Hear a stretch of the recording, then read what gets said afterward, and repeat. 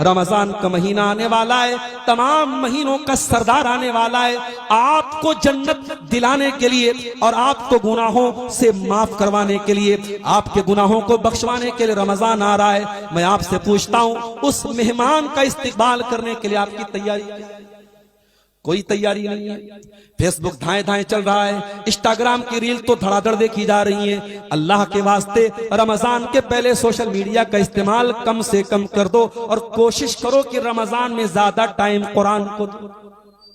इतने बड़े इमाम थे इमाम मालिक रहमतुल्लाह अलैह, जो पूरी जिंदगी हदीस का दर्स दिया करते थे, लेकिन जब रमजान का महीना आता था इमाम मालिक बाहर तख्ती लगा देते थे, हमारा मदरसा एक महीना बंद रहेगा, रमजान में हम हदीस नहीं पढ़ाएंगे, रमजान कुरान का महीना है। शहरु रमजान अल्लज़ी उन्ज़िला फ़ीहिल कुरान, रमजान ही के महीने में कुरान उतरा है। ओ फेसबुक चलाने वालों, ओ इंस्टाग्राम चलाने वालों, ओ सोशल मीडिया के दीवानों, आओ अहद करो, वादा करो, रमजान आ रहा है, एक महीने के लिए फेसबुक को तलाक दे देंगे, एक महीने के लिए व्हाट्सएप को बहुत कम इस्तेमाल करेंगे, एक महीने को हम इस एक महीने को कुरान को ज्यादा टाइम देंगे।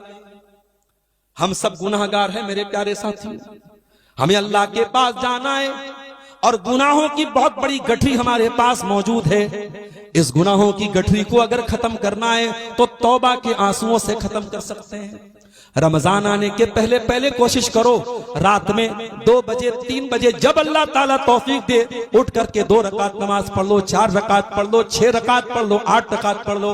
तहज्जुद की 2 रकात भी पढ़ लोगे तो तहज्जुद का सवाब मिलेगा, 4 भी पढ़ोगे तहज्जुद का, जितनी अल्लाह ताला तौफीक दे दे तहज्जुद पढ़ लो। शायद हमारे रातों में पढ़ी गई वो तहज्जुद अल्लाह ताला को पसंद आ जाए और अल्लाह हमारे गुनाहों को माफ कर दे। मेरे प्यारे भाइयों, जब अल्लाह हिसाब लेगा तो एक एक चीज का हिसाब लेगा। हमने रात के 12 बजे जो पाप किए उनका भी हिसाब लेगा, हमने दिन के उजाले में जो गलत काम किए उनका भी हिसाब लेगा, हमने पब्लिक के सामने जो गलत काम किए उसका भी हिसाब लेगा, हमने बंद कमरे में जो गलत काम किए अल्लाह उसका भी हिसाब लेगा।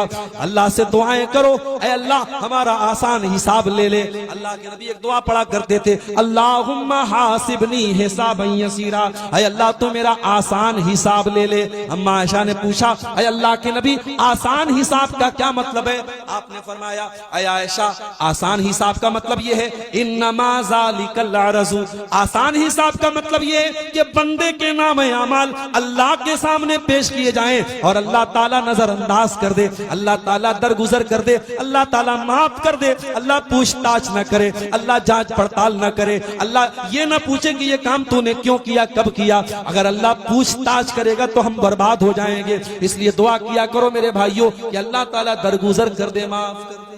इसीलिए रमजान में ताक रातों में हम जो दुआ पढ़ते हैं, इतनी बड़ी रात है साहब, 1000 महीने से बेहतर है वो रात।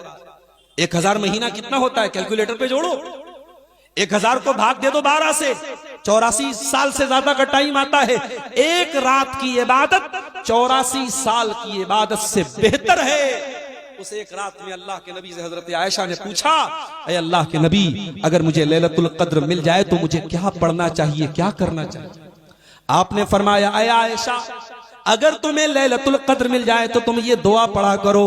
और मैं एहसान मानता हूं अपने नबी का, मेरे नबी बहुत लंबे लंबे दुआएं पढ़ा करते थे, मगर रमजान की ताक रातों में पढ़ने के लिए आपने जो दुआ सिखाई है वो आपके सीमांचल का और आपके कटिहार और पूर्णिया का एक कम पढ़ा लिखा आदमी, एक रिक्शा चलाने वाला, एक मजदूर, एक ऐसा आदमी जो बहुत पढ़ा लिखा नहीं है, वो भी इस दुआ को पढ़ सकता है। बच्चा बच्चा भी इस दुआ को पढ़ सकता है, बहुत छोटी सी दुआ है।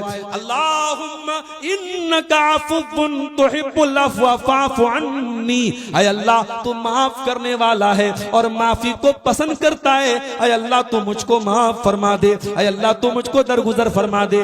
जरा गौर करो मेरे प्यारे साथियों, जो रात 84 साल से बेहतर है, उस रात में हमने अल्लाह से रोजी रोटी न मांगी, उस रात में हमने अल्लाह से जमीन जायदाद न मांगी, उस रात में अल्लाह से बीवी बच्चों की सेहत न मांगी, उस रात में हमने मांगा तो क्या मांगा, अल्लाहुम्मा इन्नका अफ़्वुन तुहिब्बुल अफ़्व फ़अफ़ु अन्नी, ऐ अल्लाह तू माफ करने वाला है, तू माफी को पसंद करता है, ऐ अल्लाह मुझको भी माफ फरमा दे।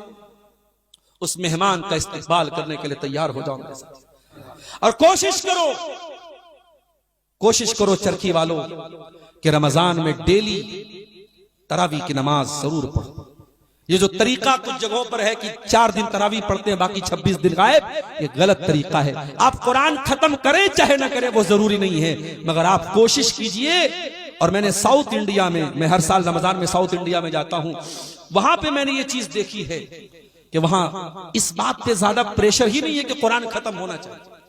हाफिज साहब एक एक पारा पढ़ा रहे, आधा आधा पारा पढ़ा रहे, इत्मीनान से पढ़ा रहे और आराम से लोग पूरे महीने तरावी पढ़ते हैं। मेरे प्यारे साथियों, कोशिश कीजिए पूरे महीने आप तरावी पढ़िए, उस मेहमान कहा कीजिए।